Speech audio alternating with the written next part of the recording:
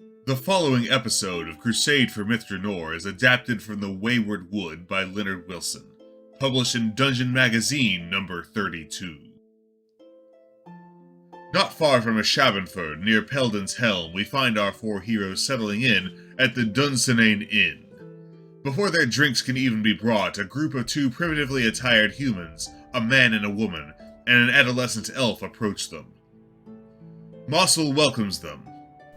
Oi, hello and good welcome. How are you this fine evening?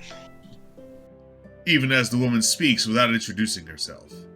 Hello, are you busy? Mind if we sit down with you? She sits without permission. Thank you, I'm sorry to bother you, but we're druids. We seem to have a little problem, and we don't seem to have a lot of time. Just over 3 days.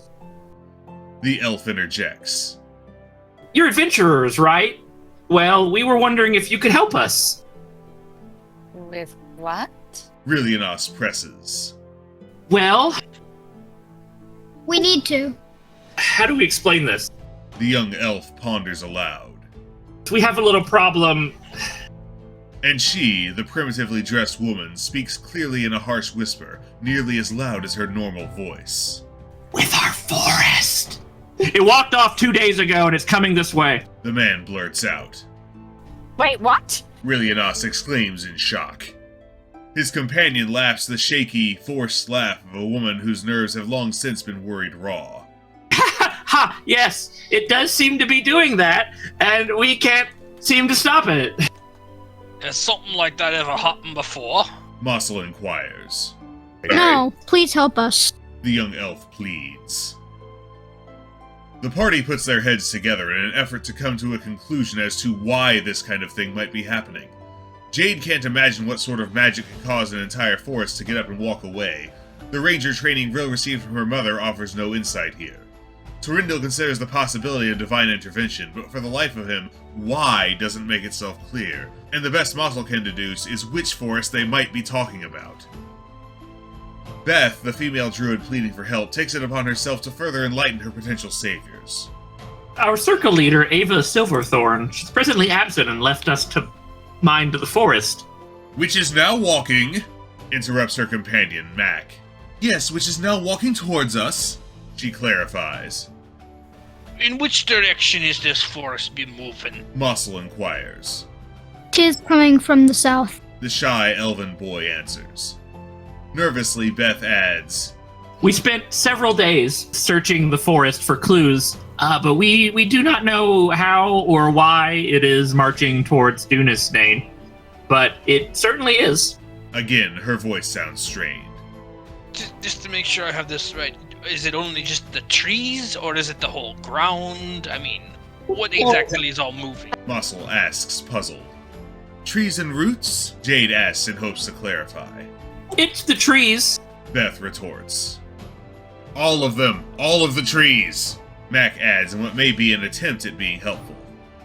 Túrendil observes, correct me if I'm wrong, but I've never known trees to do that. This earns another nervous laugh from Beth as she answers. Yes, they typically are quite stationary. Have you... You're all druids, right? Have you all tried talking to them? Don't you druidy types just talk with nature and all that good stuff? Just ask them to stop. Comes Massul's suggestion. Ava can talk to trees, but I can't.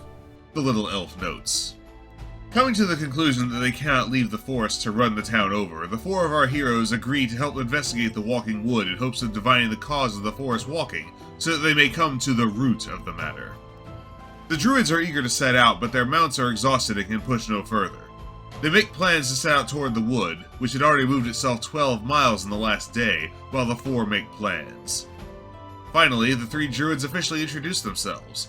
The tall, muscular, autumn-haired woman is Beth. Her blunt companion, another human but with brown hair, light and slim in build, is Mac. The quiet, silvery-haired elf, a youth by the name of Lhoris, is easily distinguishable from the party's other elves, not only by his adolescence and heterochromia, but also by his purple-tinged skin, marking him at a glance, at least to those who know, as a star elf from the planar hideaway of Mistledale. Secure and calmed, at least a little, by the four's acceptance of their plea for help, Beth continues, leading a thought she has with a tidbit of knowledge. The portion of the forest that now walks is called by them the Burnham Wood. It is about 100 square miles in size. She once again takes a tone touched by shaking nervousness. I believe we should, perhaps, just out of prudence, as to say it might be the right thing to do. The blunt Mac interrupts her. Would you mind telling the townsfolk they're about to be overrun by a walking ocean of trees? Rill sets about the task of finding whatever passes for authority in Dunsinane.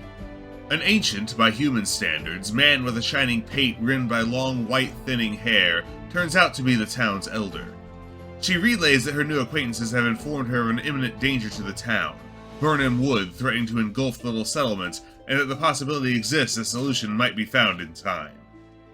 The elder takes the ranger's advice seriously and agrees to ready the residents of Dunsinane, sending word to the nearby Abbey of the Golden Sheaf. Thus concludes this episode, but the crusade for Myth Drannor is far from over. Join us next time as we continue the Wayward Wood.